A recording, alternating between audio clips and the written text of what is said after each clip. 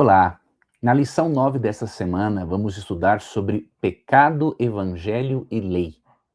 Quais são os tópicos que nós vamos abordar na lição dessa semana? Antes, eu peço que você curta esse vídeo, se inscreva no canal e ative as notificações. Isso é muito importante para você me ajudar a fazer com que o conteúdo chegue mais longe. Faça isso agora mesmo, tudo bem? Vamos então ver o que nós vamos abordar nessa lição. Nesta lição, nós vamos ver o seguinte: a relação lógica entre a lei e o evangelho.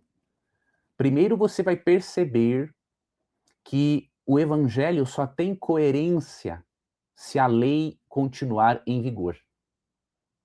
Você vai perceber que a compreensão sobre lei e evangelho que existe no mundo religioso, infelizmente, é bastante limitada. E muitos sinceros irmãos precisam compreender melhor a relação lógica entre a lei e o evangelho, porque um dá sustentabilidade ao outro. Outra coisa que vamos responder no estudo dessa semana: por que Deus deu sua lei? Terceira pergunta: quais aspectos da lei não foram abolidos? E quarta pergunta: qual aspecto da lei foi abolido? Então, esses serão alguns dos principais tópicos que abordaremos no estudo desta semana. Domingo, distrações e tentações. Vamos para a pergunta de número 1. Leia Juízes capítulo 14, 1 a 20 e outros textos que a lição aqui nos deu. Sansão foi chamado por Deus para uma missão, mas cedeu a tentações ao longo do caminho. O que a vida dele nos ensina? Eu coloquei aqui a seguinte resposta e alguns comentários para você. Primeira coisa que a vida dele nos ensina: pequenas concessões levam a grandes concessões ao pecado, porque somos desesperadamente corruptos. Então, essa é a primeira coisa que nós aprendemos na vida de Sansão. Ele, através de pequenas concessões, coisas que pareciam bobas, por exemplo, ele comeu um favo de mel que se encontrava em um animal imundo. Essas pequenas concessões fizeram com que ele fizesse grandes concessões em relação à vontade de Deus. Então, essa é a primeira lição que aprendemos. Por sermos desesperadamente corruptos, nós não podemos brincar com o pecado, porque nós vamos em direção ao pecado. Outra lição que aprendemos: há perdas com o pecado. Não adianta. Há consequências, há perdas. E Sansão, a vida de Sansão nos mostra exatamente isso. Terceira coisa que nós aprendemos: que Deus é misericordioso. Como Deus foi paciente com Sansão, e apesar das pequenas concessões dele, Deus foi perdoando, Deus foi ajudando, Deus foi tocando no coração. Deus usou os pais de Sansão para relembrá-lo de que ele não deveria praticar o julgo desigual. Então Deus foi muito misericordioso com ele, e da mesma forma, mesmo quando concedemos algumas coisas ao pecado, Deus continua nos amando, continua sendo misericordioso e continua indo atrás de nós. Outra lição que podemos aprender: Deus nos restaura. Deus restaurou a força de Sansão nos últimos momentos da vida dele, porque Sansão assim o pediu, demonstrou arrependimento, e Sansão foi um instrumento de Deus para a execução da justiça dele contra os filisteus. Então Deus, ele nos restaura. Outra lição: não confie em todo mundo. Sansão confiou em Dalila mais do que deveria. Em relação a seres humanos, nós devemos sempre confiar perfeitamente em Deus e com o ser humano ter um pezinho atrás, porque Deus não nos decepciona, mas seres humanos podem sim nos decepcionar, e bastante. E outra lição que podemos aprender: não confie em você mesmo quando o assunto for resistir à tentação e ao pecado. Um dos grandes problemas de Sansão foi que ele achou que era forte o suficiente para vencer as tentações. Ele se aproximou muito do terreno do pecado. Ele achou que seria forte o suficiente para brincar com fazer aquele joguinho com Dalila, não é? Só que, em certo momento, ele percebeu que sem Deus ele não poderia realmente resistir. E ele acabou caindo, acabou pagando um alto preço por ter confiado na sua própria força e na sua própria natureza para resistir à tentação e ao pecado. Segunda-feira, barreiras no relacionamento com Deus. A lição nos apresentou algumas barreiras para o nosso relacionamento com Deus. Eu acrescentei uma a mais aqui e dispus desta forma porque eu achei mais fácil de compreendermos. A primeira barreira para o nosso relacionamento com Deus é confiar em si mesmo, né? O que diz 1 Coríntios 10:12? Quem está em pé, cuide para que não caia. Não que a Bíblia não diga para termos autoconfiança, não é isso. Você tem que confiar em você, no sentido de confiar nas suas capacidades, nas habilidades que Deus te deu, confiar no seu potencial, tudo isso é saudável na medida correta. Agora, quando o assunto é pecado, tentação, livrar-se do mal, não adianta. Você não pode confiar em si mesmo, porque diz o texto, quem está em pé, cuide para que não caia. A possibilidade de cairmos, ela é constante por causa da nossa natureza pecaminosa.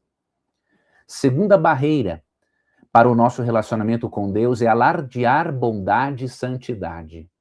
Quem mais alardeia bondade e santidade, mais pecador é. Ele quer demonstrar algo que ele não é. Ele precisa de uma capa para esconder aquilo que ele é na essência. Então, seja uma pessoa humilde. E o resultado de nos aproximarmos de Cristo é a humildade. E por quê? Porque quanto mais você se aproxima de Cristo e contrasta a sua natureza com a dele, mais você vê o quanto é pecador e mais você vê o quanto está longe do ideal de Deus. Grava isso aqui. É por isso que uma pessoa orgulhosa e autossuficiente, ela está longe de Deus. Porque a tendência é, quanto mais nos aproximarmos de Deus, mais contrastaremos a nossa natureza com a dele e mais teremos certeza de que somos pecadores. Então, quem se acha melhor do que os outros é pior do que os outros. Escreve nos comentários. Quem se acha melhor, no fundo, é pior. Porque ele está fazendo uso de uma capa para esconder realmente quem ele é no íntimo e no seu interior. Isso aí é certo. Quantas vezes eu já vi irmãos e líderes de igreja querendo disciplinar irmãs da igreja por usarem uma calça comprida. E depois, com o tempo, perceber-se que o problema dele não era a calça da irmã, o problema dele era a fraqueza em relação às mulheres. Então, muitas vezes o pecador, ele projeta nos outros aquilo que é um problema dele. Não estou justificando, obviamente, a falta de modéstia cristã por parte de mulheres e também de homens. Mas o que eu quero ilustrar aqui é que o pecador que alardeia muita bondade ou santidade, ele está escondendo algo mais sério e profundo que está no interior dele, tá? Vamos continuar aqui. Outra barreira na nossa relação com Deus é a cobiça. Aqui nesse texto fala do cobiçar, né, a pessoa de forma lasciva, mas não é apenas isso. Cobiçar aquilo que é do próximo, né, transgredir o decálogo, transgredir um dos mandamentos do decálogo, também, obviamente, envolve cobiça, cobiçar aquilo que pertence ao próximo, não apenas esposa, mas também bens. Tudo que envolve a cobiça é uma barreira em nosso relacionamento com Deus. Quarta barreira, crítica e julgamento hipócrita. Por que eu coloquei hipócrita? Porque o julgamento contra o qual Jesus é contra é o de Mateus 7, 1 e 2. Não julgueis para que não sejais julgados. Ele fala, tire primeiro a trave do seu olho para depois tirar o cisco do olho do seu irmão. Então, Cristo condena o julgamento hipócrita. Ele não condena o julgamento de João 7, 24, que é um outro tipo de julgamento, e esse você e eu devemos fazer. O que diz aqui João 7, 24? Ó, não julgueis segundo a aparência, e sim pela reta justiça. Então eu fico impressionado quando eu vejo na internet Quando você julga, avalia uma crença, uma doutrina, uma ideologia, as pessoas, de uma forma ignorante, vêm dizendo o seguinte: não julgue para não ser julgado. Não. O que a Bíblia condena em Mateus 7 é o julgar hipócrita. É eu julgar um irmão, sendo que eu tenho um problema igual ou até pior que o dele. Mas julgar pela reta justiça, discernir entre o que é certo e o que é errado, isso é bíblico. Julgar os procedimentos de alguém como corretos ou errados, de acordo com a palavra de Deus, não é cometer o julgamento hipócrita de Mateus 7, 1 e 2, tá bom? Então, faça essa diferença para você não cair aí no erro de achar que você não deve ter senso crítico, tá? Quinta barreira em nosso relacionamento com Deus é alimentar o ódio. Alimentar o ódio contra inimigos é muito maléfico, não apenas para a vida espiritual, mas para a vida emocional. Eu tenho certas dificuldades também com isso, né? Não pense que eu sou diferente de você. Pessoas, inclusive da igreja, que já me fizeram mal, inclusive no meu trabalho, eu tenho grande dificuldade de lidar com isso, de perdoar esta pessoa. Agora, por um lado, Deus me ajuda, que quando a pessoa reconhece o seu erro, eu consigo perdoar, mas enquanto isso não acontece, eu tenho essa dificuldade e eu tenho que trabalhar com Deus para Ele me ajudar em relação a isso. Mas eu percebo que realmente alimentar ódio não vale a pena. Na verdade, quando nós alimentamos o ódio, nós estamos preparando um veneno para a nossa própria saúde. E isso pode se tornar também uma barreira em nosso relacionamento com Deus. Sexta barreira, justificar explosões de raiva. Não há justificativa plausível para explosões de raiva. Obviamente, há explicações, sim. Há pessoas que têm problemas de ordem emocional, há pessoas que têm alguma neurodivergência e não passaram por uma psicoeducação, então isso pode ser explicado, mas justificar não. Por quê?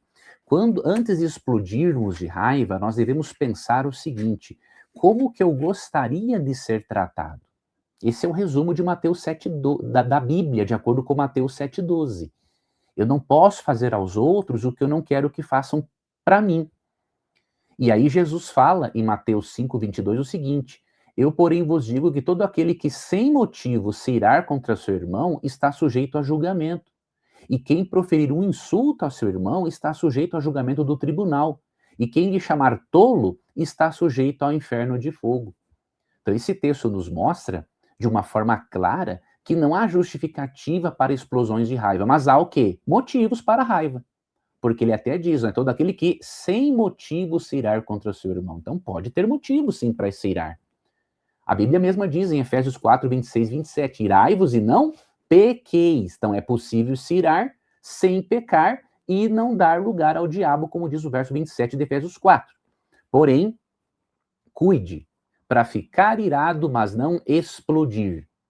E se você está com dificuldade, será muito importante buscar uma ajuda psicoterápica para que você possa trabalhar isso, a fim de que você não destrua a você mesmo e aos seus relacionamentos. E sétima barreira, e aqui eu acrescentei essa sétima barreira para a relação com Deus, é não ser honesto nas orações. Ali no Salmo 137, 8 e 9, é o chamado Salmo imprecatório, em que o salmista deseja o mal para os seus inimigos. Eu acredito muito que você não pode dizer para Deus algo que você não sente. Se você disser assim, Deus, eu oro pelo meu inimigo, mas você está cheio de raiva dele, eu creio que é muito mais proveitoso você dizer assim, Senhor, eu vou orar pelo meu inimigo agora, mas eu quero dizer uma coisa, a minha vontade é que ele se lasque na vida dele. Mas, Senhor, me ajude a ser uma pessoa diferente. Esta oração sincera, como no Salmo 137, 8 e 9, ela é muito mais eficaz do que uma oração hipócrita. Você está orando pelo inimigo por quê?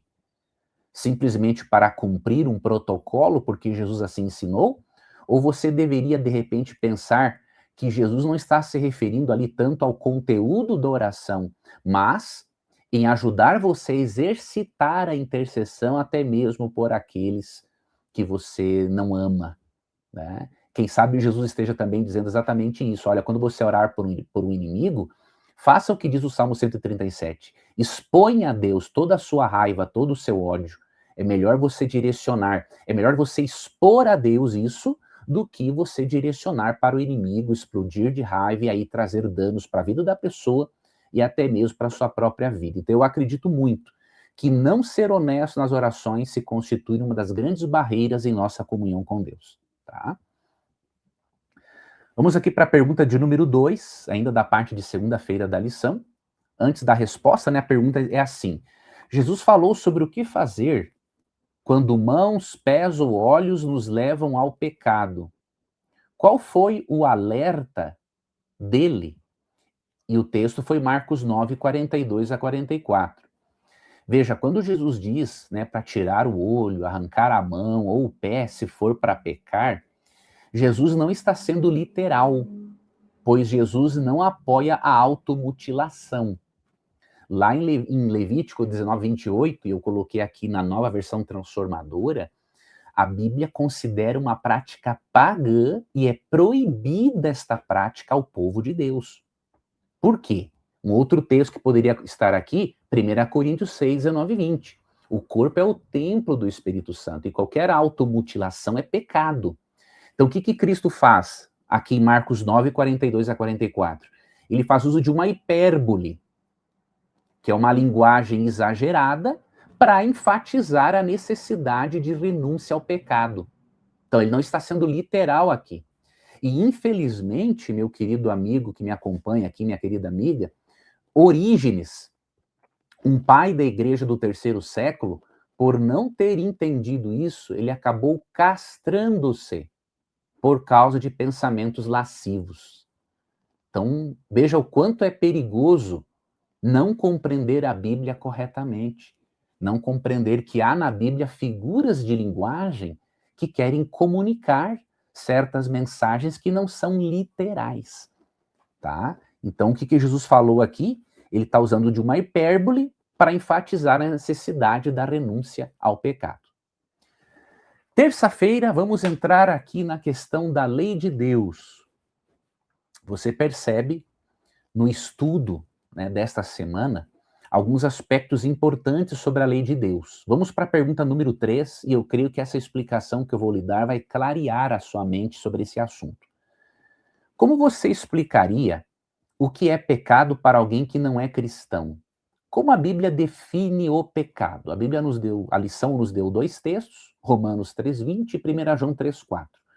E aí eu coloquei a seguinte resposta: uma das definições de pecado é transgressão da lei.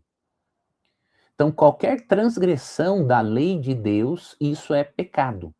Pecado é transgressão da lei. O fato, grava isso aqui, meu querido amigo, o fato de existir pecado prova que existe uma lei. Ok? Porque se não existe uma lei que mostre o que é o pecado, então não existe pecado. O pecado, como diz Romanos 5, não é levado em conta quando não há lei. Porém, como existe pecado, e como existe uma lei, é evidente que esta lei não pode ser abolida. Porque se ela pudesse ser abolida, nós perderíamos o padrão, aquilo que nos dá a definição de pecado. O que muitos irmãos de outras igrejas, e eu falo aqui com carinho aos meus irmãos da Assembleia de Deus, o Brasil para Cristo, irmãos católicos, irmãos protestantes, irmãos católicos espíritas, qualquer pessoa, o que muitos não compreendem é o que não foi e o que foi abolido da lei. Por haver esta confusão, eles acabam pegando textos do apóstolo Paulo e interpretando como se a lei tivesse sido abolida como princípio de vida. Pois neste slide eu quero mostrar para você, de uma forma breve, porém pedagógica, o que não foi abolido e o que foi abolido da lei de Deus. Lógico que o termo lei na Bíblia ele é amplo, ele não se refere somente ao decálogo, mas vamos colocar Vamos usar o decálogo, porque ele é o resumo da vontade moral de Deus. Então, vou me referir mais especificamente ao decálogo e não apenas à lei de Moisés, aos escritos de Moisés, onde se encontra o decálogo também, tá? Primeira coisa que você tem que entender. A lei, na sua função revelatória, tanto do pecado quanto do caráter de Deus, ela continua válida. Então, esse ícone aqui está indicando o que continua válido da lei e o que não continua válido da lei.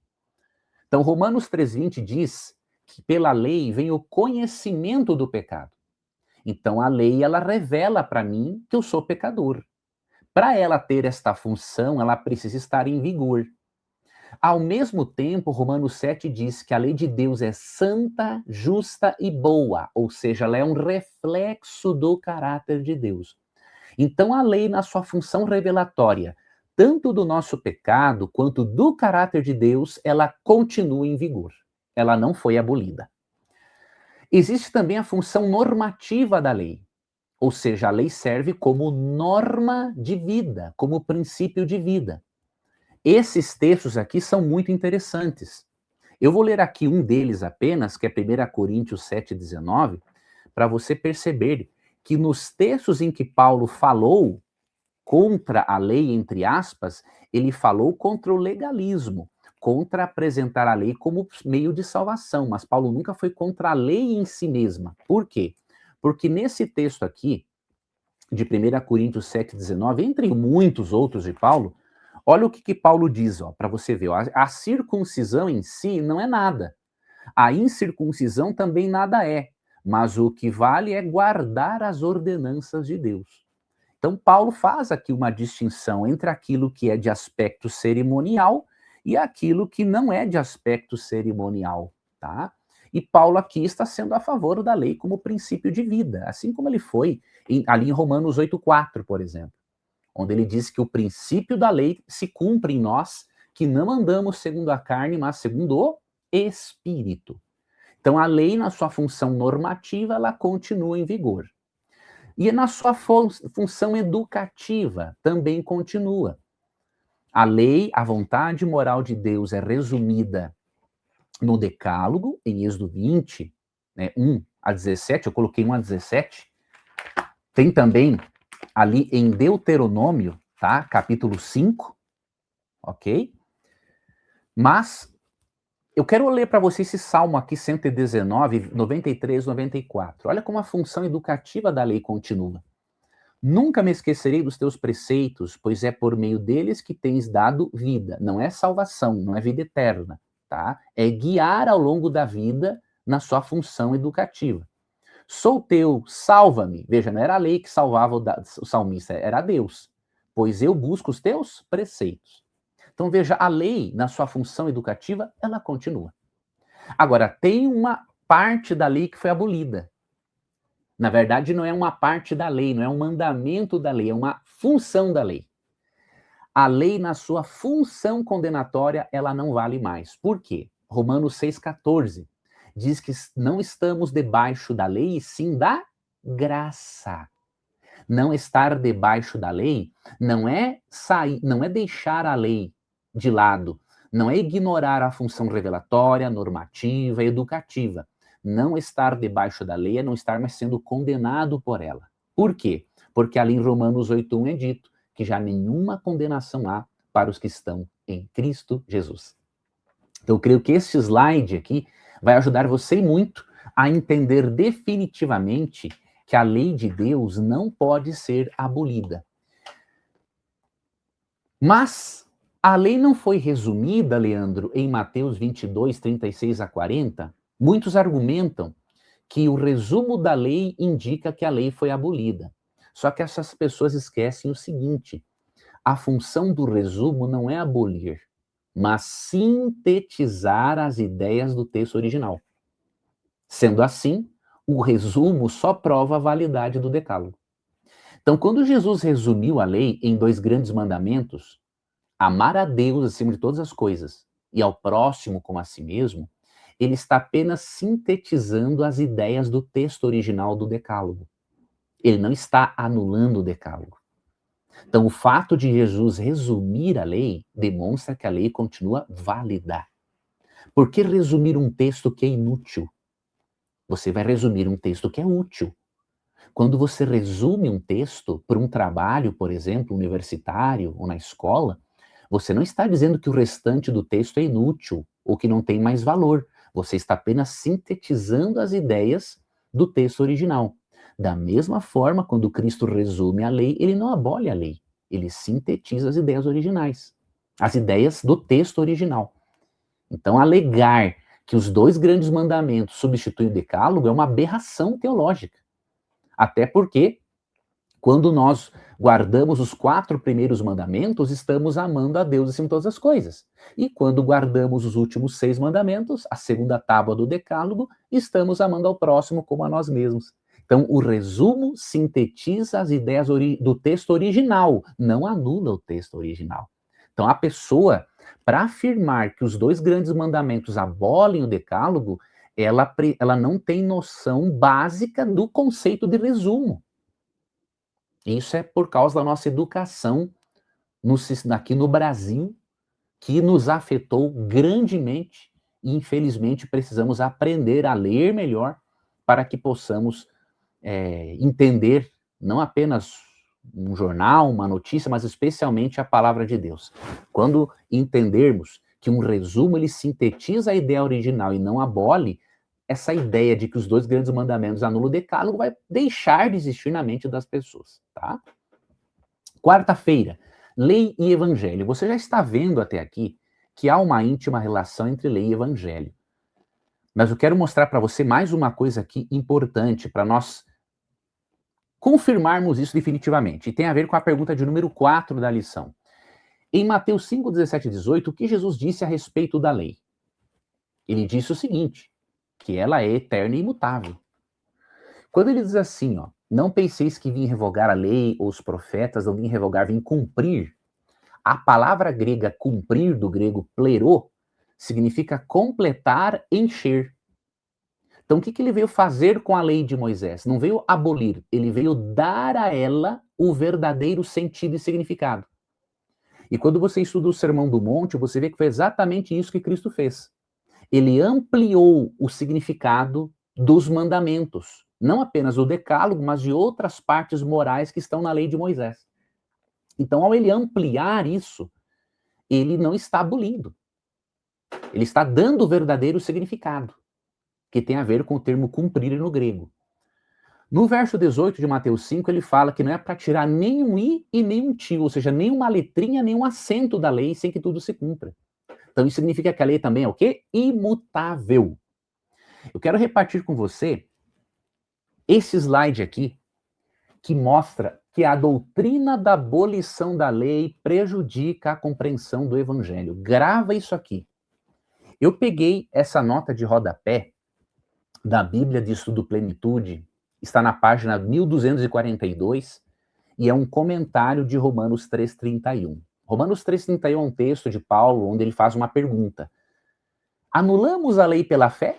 E aí ele já responde, de maneira nenhuma. Antes confirmamos a lei. Então Paulo está dizendo que a justificação pela fé não anula a lei. Pelo contrário, confirma. Ou seja, há uma harmonia, há uma relação lógica entre lei e evangelho. E essa Bíblia de estudo, que é uma Bíblia protestante, não é uma Bíblia de estudo adventista como a Andrews, os autores dessa Bíblia não são observadores do sábado, pelo menos não defendem a observância do sábado, mas eles reconhecem que as leis morais de Deus não podem ser abolidas, porque senão isso prejudica a compreensão do evangelho. Você especialmente que é um amigo, um irmão pentecostal, preste atenção nisso aqui, porque você foi ensinado errado acerca da lei de Deus. Você foi ensinado errado acerca da abolição da lei. Olha o que diz aqui. As leis morais de Deus não são abolidas pelo evangelho de Cristo. Ao invés disso, todo o plano de salvação, incluindo a obediência de Cristo à lei por nós, e sua morte para pagar a penalidade por termos violado a lei, mostra que os padrões morais de Deus são eternamente válidos. Essa nota de rodapé mostra a coerência lógica entre lei e evangelho. Por quê? Analise comigo uma coisa. Se Cristo morreu na cruz, Ele morreu primeiro porque eu não posso salvar a mim mesmo. Você não pode salvar a você mesmo. Mas segundo motivo, ele morreu na cruz para pagar pela transgressão de uma lei que é eterna. Se a lei pudesse ser abolida, Cristo faria um arranjo no céu, mudaria esta lei, perdoaria o pecador e não teria morrido na cruz do Calvário. A cruz é a maior prova de que a lei é eterna. Cristo morreu para pagar um débito que você e eu não podemos pagar, sem que percamos a vida eterna. Cristo morreu por uma lei, por pecadores, e para vindicar uma lei que é eterna. A cruz só tem sentido se a lei de Deus é eterna. Por quê? Porque Cristo morre na cruz justamente para pagar pela minha transgressão de uma lei que é eterna. Então só existe coerência no Evangelho se a lei não for abolida no seu aspecto educativo, como princípio de vida. Cristo aboliu sim a função condenatória da lei, mas como princípio de vida jamais. Então atente para essa nota de rodapé. O próprio fato de Cristo morrer na cruz prova que a lei é eterna. Porque Deus não fez um arranjo, uma mudança na lei. Pelo contrário, ele teve de vir na pessoa de Cristo para morrer na cruz do Calvário. Então isto mostra a eternidade da lei.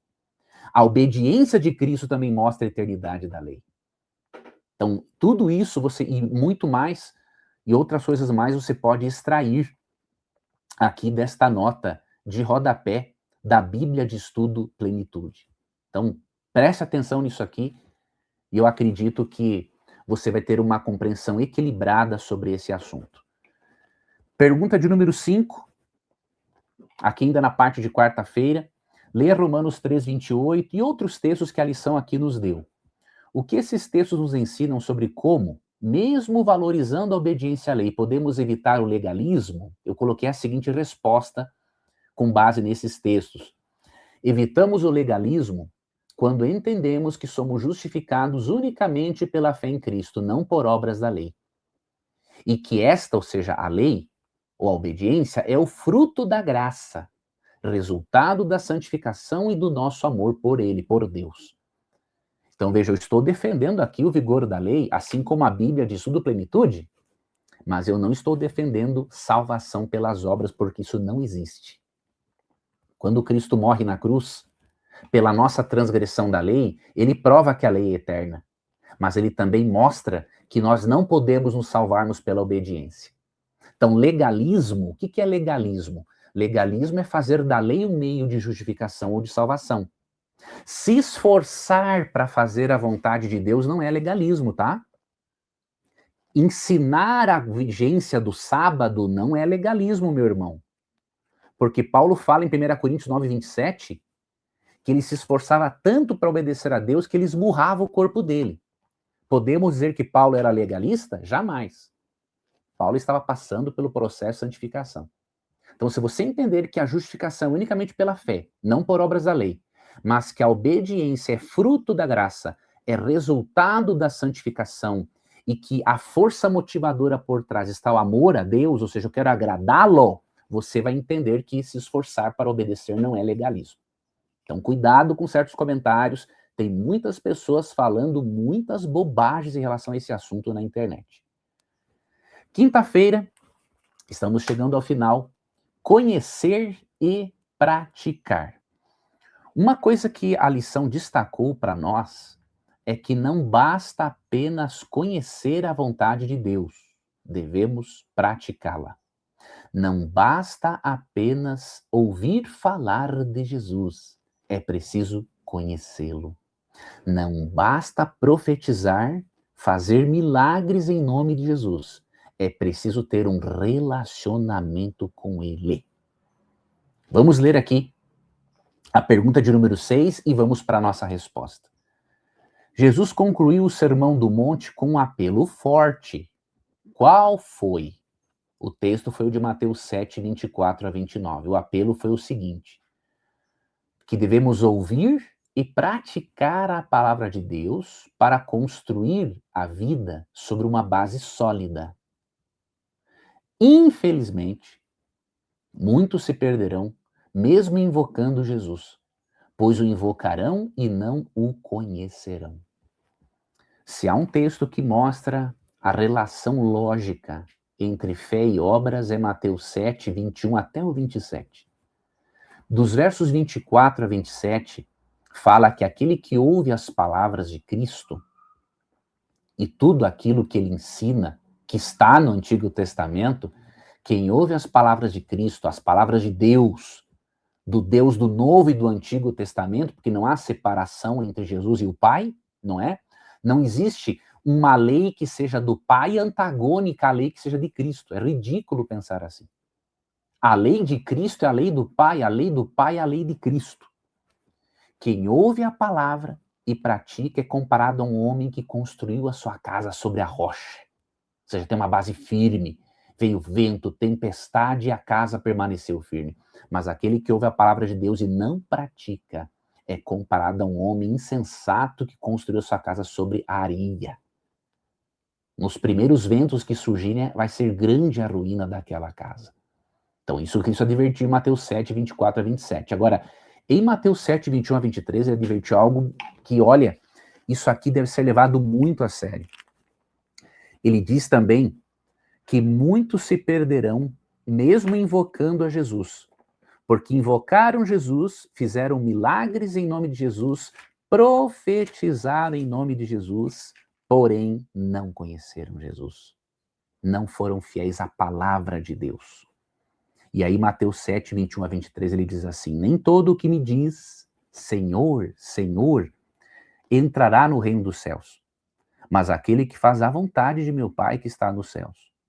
Muitos naquele dia hão de dizer-me, Senhor, Senhor, porventura não temos nós profetizado em teu nome, e em teu nome não expelimos demônios, e em teu nome não fizemos muitos milagres? Então lhes direi explicitamente, nunca vos conheci. Apartai-vos de mim os que praticais a iniquidade. A palavra iniquidade, anomian, significa desrespeito à lei. Ou seja, muitos ouviram falar de Jesus, expulsaram demônios em nome dele, profetizaram em nome dele, fizeram milagres, mas por terem ido contra a palavra de Deus, contra a lei de Deus, vão receber de Cristo a seguinte mensagem: nunca os conheci. Vocês me invocaram, mas vocês não me conheceram. Então você vai ficar fora do reino dos céus. Já pensou que coisa triste ouvir isso de Jesus? Que Deus livre a você e a mim de ouvirmos isto de Jesus.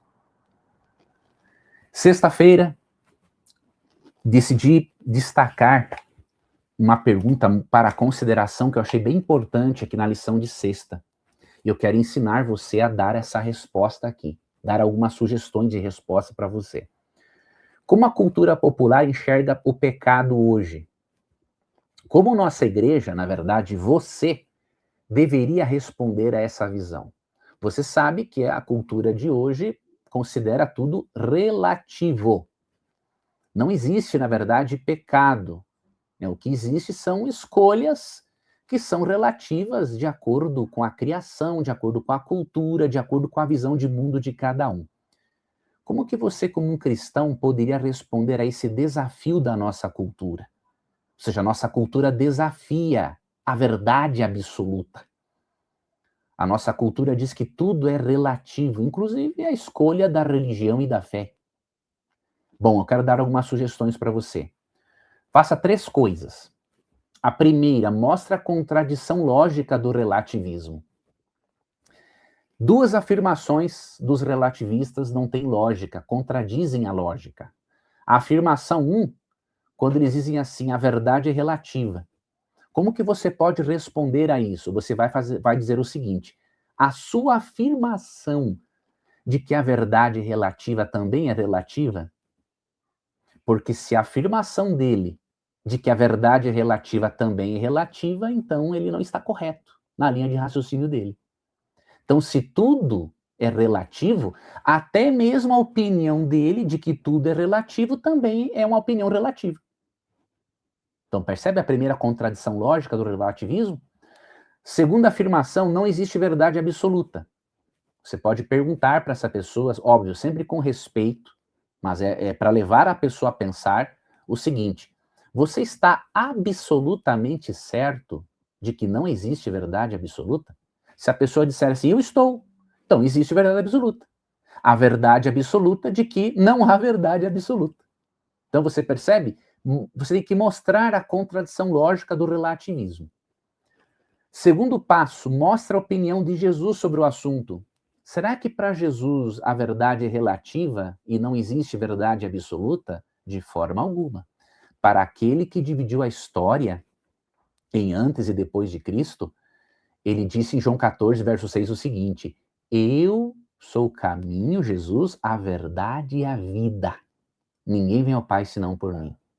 Então, Jesus fala que a verdade absoluta existe e é uma pessoa, é ele. Tudo aquilo que não está de acordo com ele e com os ensinos dele é uma mentira. Então ele falou, eu sou o caminho, a verdade e a vida. Então Jesus se apresenta como verdade absoluta. Só que ele também diz que além de ele ser a verdade absoluta está contida na palavra de Deus. Porque em João 17:17, Jesus disse o seguinte: santifica-os na verdade, a tua palavra é a verdade. Então mostre para as pessoas a opinião de Jesus sobre o assunto. E terceiro, dê o seu testemunho sobre o poder da verdade em sua vida. Você precisa mostrar para as pessoas que a verdade faz diferença e transforma você. Você precisa mostrar para as pessoas que a verdade impacta os seus relacionamentos, as suas decisões. Você precisa mostrar para as pessoas que vale a pena crer numa verdade absoluta como a encontramos em Cristo. Então, eu acredito que esses 3 passos, incluindo o testemunho pessoal, vai ajudar você e muito a refutar essa ideia pós-moderna de que tudo é relativo ou de que não existe uma verdade absoluta, tá ok? Eu quero agradecer você pela companhia e convidar você a se tornar parte do meu novo clube de membros aqui no YouTube. Eu tenho dado conteúdos exclusivos, acesso antecipado a vídeos e estudos profundos para quem é membro do canal. E quem é membro daquele plano aluno bereano para frente, ele recebe estes slides comentados para poder estudar a lição. Então, além de você receber um material de qualidade, você está me apoiando para que o meu trabalho aqui no YouTube, para o meu ministério na internet chegue mais longe. Então, considere a possibilidade de ser um membro do canal, não importa o plano. O que importa é que você participe. E aí, se você me ajuda a ter materiais, a estudar ainda mais profundamente por meio de novos livros, certos conteúdos para que eu possa repartir aqui com você. Então, considere se tornar um membro do canal, considere também se inscrever no canal, ativar as notificações com o sininho e compartilhe esse vídeo com outras pessoas, porque muita gente precisa entender a relação lógica entre a lei e o evangelho.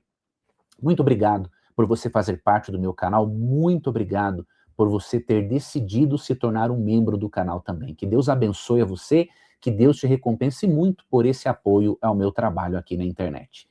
Nos vemos então nesta semana. Eu vou começar a postar vídeos sobre aquela sessão que eu tinha chamada Pérolas. Pois então, eu já selecionei algumas pérolas e eu vou postar para você ainda nesta semana.